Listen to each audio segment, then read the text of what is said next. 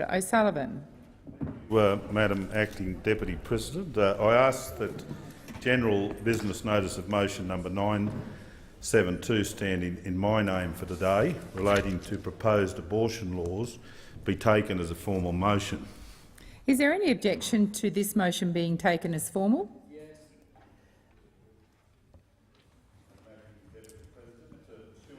Contingent notice standing in my name relating to formal business, I move that so much of standing orders be suspended as would prevent General Business Notice of Motion number 972 being moved immediately and determined without amendment or debate. Madam Acting Deputy President, I was put on notice of the fact that formality would be refused to this motion today, but I'm at a disadvantage in that I don't understand the motive of the Australian Labor Party in resisting this motion. So my contribution needs to anticipate what their argument may be, and no doubt they'll have the courage to take to their feet to particularise why they've resisted the motion. Now, I know why they've resisted it. It's because a bill will be introduced into the Queensland Parliament today that liberalises abortion in my home state, all the way through to late-term partial birth abortion. And we all know what that involves. That's the partial birth of a child before instruments are applied to its cranium and it's crushed a minute or so from birth. It is less than measured in seconds for its opportunity at life. And our friends in the Labor Party sitting opposite don't want to expose that some of their senators would support this motion. That's what this is about. It can't be about arguments around comity, states' rights, because in this very place, you might recall, the Labor Party supported, in fact engineered, the architect of that, who was here at the time as a senator, who'll go unnamed, wasn't bright enough to have thought about it himself. He was a crossbencher. In relation to investigating the actions of the Queensland State Government, it made reference in particular to review all legislation implemented by the Newman government to determine its appropriateness and compatibility with social justice and natural justice requirements. Their words, a motion supported by them, a select committee occupied by them, engineered and managed by them, and so I don't anticipate that their resistance will be around comity or the Commonwealth Government taking an interest in state legislation. Remember that once this abortion opportunity is completely liberalised, of course these abortions will the Commonwealth has an interest in them because they'll be available through the public system.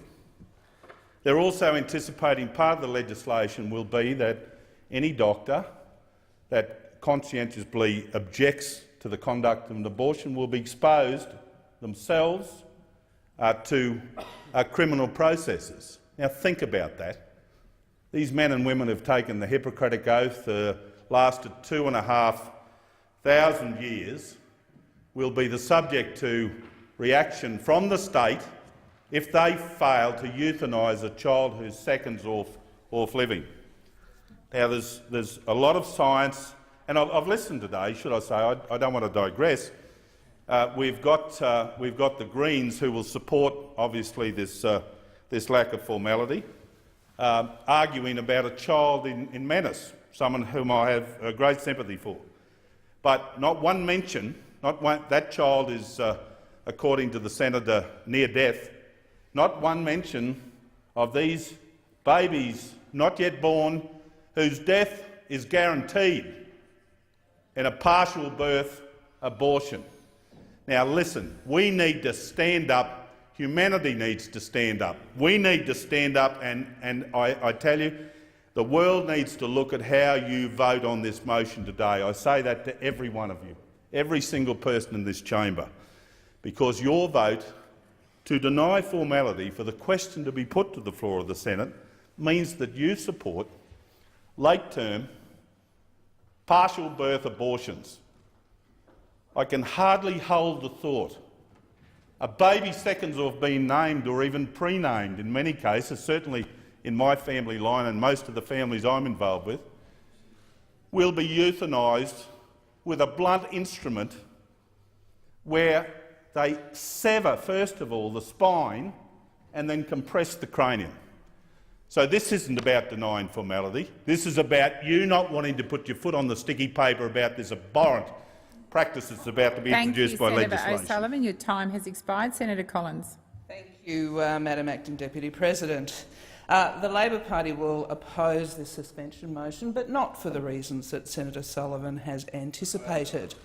Let me describe one basic Senate procedure to Senator O'Sullivan, but he should understand this given his length of time here. It is the prerogative of any individual senator to deny formality, and that is what occurred. But in relation to this suspension motion, the Labor Party will be opposing it for the reasons we have outlined on at least 2 occasions when motions such as this have been put forward in formal business. Formal motions have been a feature of the Senate's routine of business since the beginning. They exist to deal with business expeditiously or to put in plain English quickly. To use parliamentary jargon, they are a blunt instrument to deal with routine and uncontroversial matters like extensions of time for committee reports or authorisations for committees to meet, simple matters that do not require discussion. Unfortunately, sometimes, like now, that point seems not to be well understood. More and more, the formal business procedure is being misused or overused by some senators for complex and sensitive matters. That is not appropriate, and it abuses this important feature of the Senate's routine of business. But let me conclude this statement with one further point, given Senator O'Sullivan's anticipation. I am one senator that will not cop a lecture like that on abortion. Senator McGrath. As the substantive motion involves a matter of conscience, in line with long-standing practice, government senators are free to vote in accordance with their own conscience on matters relating to the substantive motion and any procedural motions. Senator Hinch. Thank you, Madam Deputy President. I will oppose the suspension as well and support the Labor Party on this. Deciding to terminate a pregnancy must be the most traumatic time in a woman's life. And to see a middle-aged white man in old-fashioned braces with equally old-fashioned ideas lecturing women on what they should or should not do with their bodies is disgraceful and insulting to all women. This motion has no place in this chamber. I raised the same objection when Senator Anning attacked exclusion zones for abortion clinics. And I believe to use the Hippocratic Oath and 2,500 years of Western culture is grotesque. And I said the last time that I was ashamed as a male senator to even discuss today's agenda with female members of my staff. Now, I would try to excuse this zealotry on religious beliefs, but Senator O'Sullivan has once told me he lost his faith in God when, as a policeman, he saw what men created in his image could do to children. Now, if this move had been taken by Labor today, my plan was to get up and seek leave to make a short statement and say to Senator O'Sullivan, I implore you to withdraw this insensitive, disgraceful motion. Senator Bernardi. Well, thank you. I feel compelled to add a contribution to this, and I must express how disappointed I am in Senator Hinch's personalisation of it, simply because another senator has a different point of view. He targets them as a middle-aged white male. I mean, are you ageist? Are you sexist? Are you racist? Senator Hinch is the question, because it stinks of hypocrisy, Madam Deputy President. The substantive motion here, and I take the point from Senator Collins that if you go back into the ideal world of what formal notices of motion were about, they were meant to be uncontroversial, blunt instruments. The reality is that in the 12 years I've been here, they haven't been used in that manner. In fact, they are used now as debating points where everyone gets to make a 1-minute statement and they raise all manner of contentious issues for debate. that the torturous language that's used obviously stops people from supporting them because of one particular political point that's made or another. So it has lost, in effect, its original intent, Senator Collins. I would put that to you. I also respect the fact that Senator Collins is not someone who should be lectured to about this because she's a person of very strong values. But I will reject entirely the merits that late-term abortion has any business in this country. Not only the horrors of it, as Senator O'Sullivan has pointed out, the grotesque nature of it, and we note that some of our international colleagues have also outlawed it. But it is the reality. You are dealing with a human life, and the trite response that a woman should be able to do with with her own body what she wants ignores the fact that this is dealing with late-term abortions. It is where you've known you've been pregnant for 34, 35 weeks and you decide you're going to have a termination. I don't know anybody that really thinks that's a credible argument. Maybe you can. Maybe you can put that forward. And the second point about this motion, which I think is really important, is the horror of gender-specific abortions. People are choosing to terminate a pregnancy on the gender of the child that is in the womb. And we saw that just on the weekend. And for those on the left of the political spectrum, those who support the transgender movement, you should be horrified at this because it undermines every single one of your arguments. How do you know? How do you know that just because of the genitalia of the child, what they're going to identify with later on? That is essentially what your argument is. And yet you're going to defend the right of a parent to choose to terminate their pregnancy and kill a child, an unborn baby, because it is a boy or a girl. That I find horrific. This is not, in effect, about the merits of abortion or otherwise. There are many people who would defend the right of a woman to have a termination, particularly early in pregnancy. But please outline the justification where simply because of the genitalia, or how you can justify a partial birth abortion, a late-term abortion, where we can see the child. It is fully formed. It is kicking. Parents are celebrating that this child is there and it's wonderful and a new life is going to be brought into the world. How can anyone justify the killing of that baby at that point? Now we know there are extremists out there, people like Co-Greens founder Peter Singer, who says a child is not a sentient being even after it's born. Even after it's born, it's happy. He's happy for you to take its life then. Where do we draw the limits? At what point do we accept that a child can live outside of the womb and is a human life? For me, that will be different to where many other people will lie in this. But there has to be a point where we accept that this is murder of a child. It is murder of an unborn baby that could exist outside of the womb, and it shouldn't be done on what I will say the simple demands or the selfish demands of an individual involved. I support this suspension of standing orders. I support it because I think we should be able to have a conversation about the horrors of what we're discussing now. We need to be able to bell the cat on this because too many people who say it's just a woman's choice are ignoring the realities of what actually takes place. So I'm standing with Senator Sullivan on this. I know, with a number of millions of people around Australia who find this grotesque and horrible, and we shouldn't be advancing the cause or supporting state governments advancing the cause of late-term abortions, gender-specific abortions, because it undermines our very humanity and the dignity of every individual. Thank you, Senator Bernardi. Senator Stoker. Thank you, Madam Acting Deputy President. Senator Stoker, please resume your seat. Senator Wishlawson. Deputy President, point of order. Senator Rice was on her feet 2 or 3 seconds before Senator Stoker. She's three times now. She's tried to stand up. Thank you, Senator Wishlawson. There are a range of people that wish to speak in this debate, and I saw that Senator Stoker had the call. Senator Stoker, did you wish? Well, I was just going to talk on the point of order, which was that I was up before Senator Rice. If that was in any way relevant. Senator Stoker, please continue. Thank you, Madam Acting Deputy President. I support the procedural motion that has been advanced by Senator O'Sullivan today. This House is charged with being courageous on the issues that matter. We're not supposed to shy away from things because they might be a little bit controversial, a little bit uncomfortable, or that they might make our colleagues in other states have a slightly more difficult week.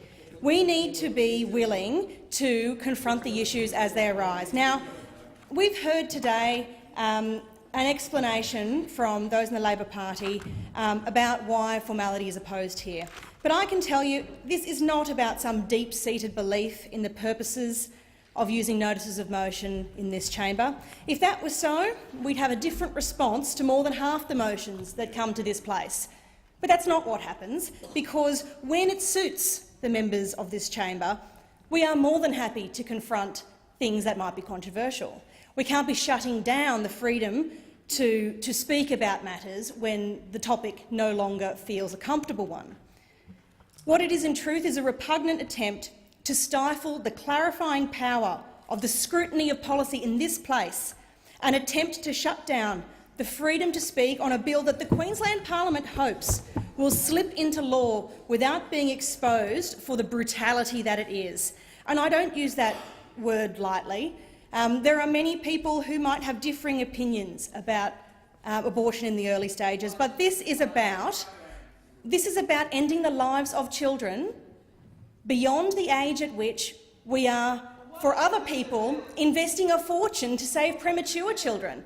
How can we be investing the entire weight of the medical profession's expertise and of public expense in saving premature children in some circumstances while we simultaneously kill healthy children born in other circumstances? It's wrong, and we should be able to debate it on the floor of this chamber for what it is. The idea that a healthy, viable child could be killed by its own parents simply because it happens to be a girl or happens to be a boy when the other sex would have been preferred is a sad indictment on who we are as a society, and we need to be willing to have the conversations needed to say we can do better. The bill also looks to put in place exclusion zones that would shut down freedom of speech in a way that we should all be very concerned about, and it plans to unduly and unfairly confine the rights of doctors to live out their beliefs. They will be forced, in many circumstances, defined broadly as emergencies, but I can tell you that seems to be a very loosely used term, to force doctors who conscientiously object to participate in a process that would actively kill a child that could otherwise survive on its own. This is not a small thing, and we should not be running away from the opportunity to confront the reality of what is a barbaric bill. I commend the procedural motion. Senator Rice. Thank you, Madam Deputy President. The Greens will be opposing the suspension of standing orders for the very reason of the types of debate that we have just experienced over the last 15 minutes. The offensive, anti-women, patronising, patriarchal, anti-abortion propaganda. No woman has an abortion lightly. No woman does it without thinking. And the sorts of the awful, offensive garbage that has just been expressed in this chamber, talking about women as if they are sort of murderers, is absolutely appalling. Point of order. Senator Rice, please resume your seat. Senator Hanson-Young. Thank you, Madam Chair. I'd just like to ask that Senator Anning withdraw what he said to Senator Rice just then. I'm happy to put it on the record. Senator Hanson-Young, there's no need to put it on the record. I'll call Senator Anning. I didn't hear the comment, Senator Anning, but the usual practice in this place is if you said something which is considered to be unparliamentary, you withdraw it without repeating what it was you said. I'm not sure what you heard, but I certainly won't be withdrawing. Senator Anning, may I ask that you reflect on that? As I said, generally speaking in this place, senators do withdraw in the spirit of encouraging everyone to have their say through the formal debate process. If Senator Hanson-Young could refresh my memory on what she thought I said. Senator Anning, if you recall, I requested that Senator Hanson-Young not repeat what it's alleged that you were said, and the general practice in this place is that we don't withdraw and then also re-emphasise the offence. So I am asking you in the spirit of goodwill to simply withdraw if you... She took offence that I'm not withdrawing anything. Thank you.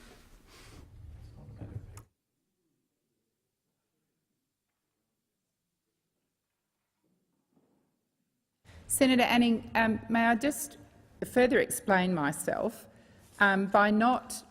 By you refusing to withdraw, it's not that someone took exception to that. It is the fact that it's considered unparliamentary. I've asked you, in the spirit of ensuring that the Senate continues in a collegiate way, that we have spirited debate, to withdraw the comment that you made. If you don't withdraw the comment, I can only assume that you are saying that you didn't make an offensive remark. That's exactly it. I didn't make any offensive remarks.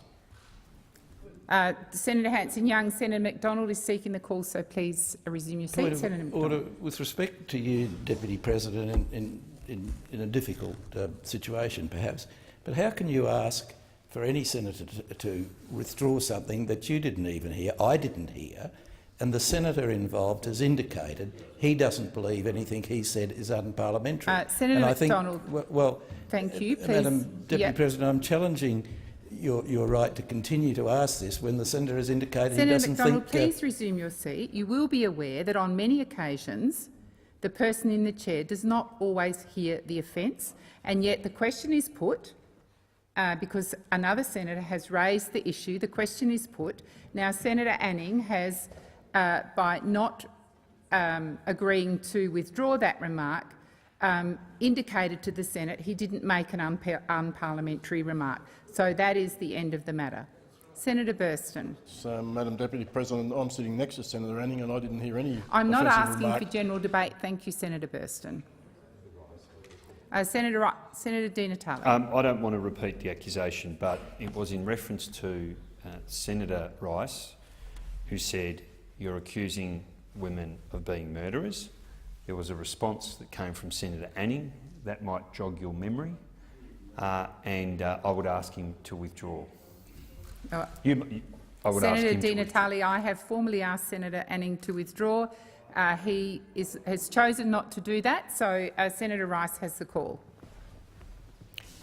The very debate we have just been having shows why we should not be discussing abortion in a suspension of standing orders. We should not. It's bad enough that we are having to have 1-minute statements on abortion with Senator O'Sullivan's motions and others like it. Abortion is an incredibly sensitive topic, and clearly for it to be misrepresented in the way that it has by some of the contributions in this debate, this is not how we should be discussing abortion. As I said, no woman has an abortion lightly, but this is about women's right to control their own bodies. This is about women's right to actually have that control and not to be dictated to by people who have not had Senator that Rice, experience. please resume your seat. I would ask that senators respect other senators' rights to be heard in silence. Thank you, Senator Rice. About women making what is always a difficult decision, to be supported in making that decision. Accessing abortion in Australia has been a struggle. The law reform that has occurred across the country has occurred, and for those senators on the other side who are trying to debate this issue here today, it is only a matter of time before we have full decriminalisation of abortion across the country, following on the states where it has already occurred, and it will occur in Queensland.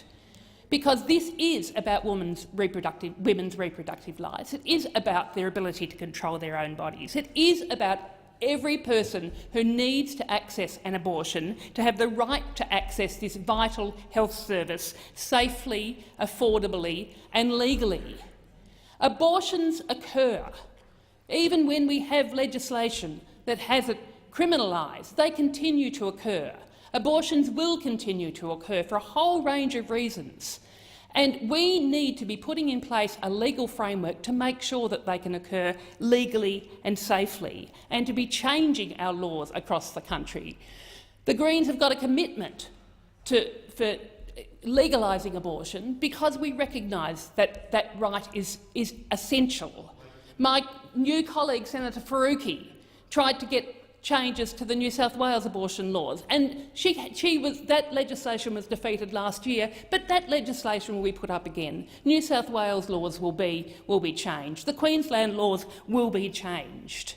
And the difficult decision that a woman and her medical practitioners need to go through to determine whether an abortion is the appropriate thing to do is what women right across this country go through every day. And they can be trusted to make the right decisions about their own bodies. They do not need to have men in this place telling them that those decisions are wrong and telling them that those decisions are something to be ashamed of. Order. Accessing abortion is still too difficult in Australia. Women in Australia still have to sort of run the gauntlet of protesters as they are going through this difficult time in their lives. It is expensive. It is not available to people across the country. We have been through the debates in Tasmania where you have not been able to access an abortion in recent months in Tasmania.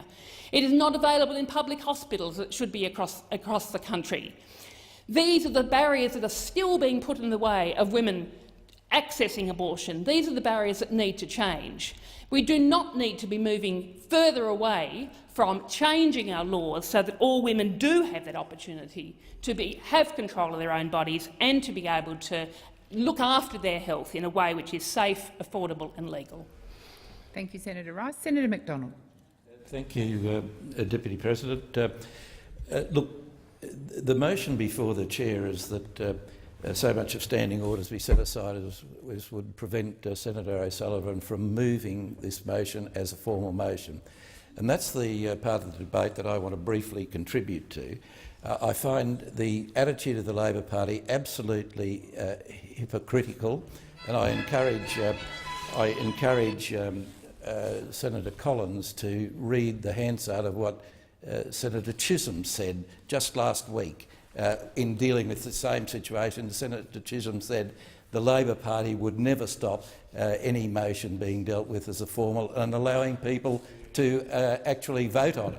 Now, on the substantive motion, which I always think shouldn't be discussed in these motions to set aside, can I just say this? I'll be leaving the chamber when the motion comes up. There are elements of the substantive motion which I totally agree with, and the suggestion of any abortion based on gender selection is abhorrent to me and should be to everybody, and senators should be allowed to have a vote on that. There are some elements, some wording of the balance of the motion that give me some concern and which weren't going to be amended, so I'm going to leave the chamber and not vote. But having said that, Madam Deputy President, I think it is hypocritical of this chamber in this particular instance only, to prevent the motion being dealt with in the normal course of events. These sort of things happen all the time, and with respect to Senator Collins, her argument was pure hypocrisy, in that the Labor Party every day of the week, and the Greens every day of the week, have these similar sort of motions brought before the chamber, dealt with as formalities, and then senators are old enough and wise enough to be able to form a decision on whether they either vote for them, vote against them or abstain by leaving the chamber. So, Madam Deputy President, I would urge the Senate to allow Senator O'Sullivan's motion to go ahead. It is a motion that should be able to be dealt with by senators as they deem fit, and to do otherwise is so hypocritical and so contrary to what usually happens in this chamber. Senator Hanson. Thank you very much. In relation to what Senator just said then, MacDonald had just said, I fully support that, because the Labor Party, when it suits them, wants to stop the formality, as they did today when I actually tried to move my plebiscite on the migration bill. And they actually stalwalled everything so that I would run out of time. So again, they don't allow debate in this chamber. They don't want to because it shows them up for who they really are. Whether you actually want to support this motion or not, they're not even given it the opportunity to go to the floor and let the senators here have their say. Because you know what? It really cuts close to the bone for their Labor Party in Queensland who wants to move this bill. You said Senator Rice made a comment about it's not up to men to get involved in this debate. Well, I totally disagree with you, because those men are fathers. Everyone Senator has Hanson, a right the time to have for this debate has expired. Please resume your seat. So the question is that the motion as moved by Senator O'Sullivan to suspend standing orders be agreed to. Those of that opinion say aye. Aye. Against? No. I believe the ayes have it. No, division required. Ring the bells for 4 minutes.